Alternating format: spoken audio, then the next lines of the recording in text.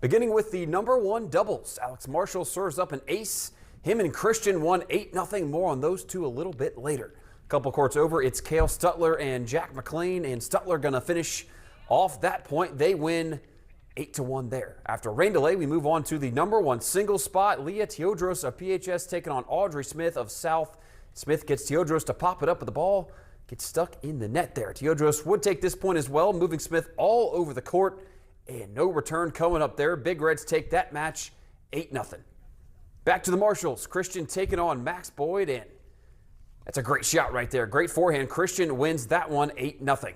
Now match point coming up for Alex Marshall as he is playing Zach Farnsworth, and Alex gonna end it with a nasty backhand. He'll take it over Farnsworth there as Parkersburg goes on to complete the boys-girls sweep of Parkersburg South.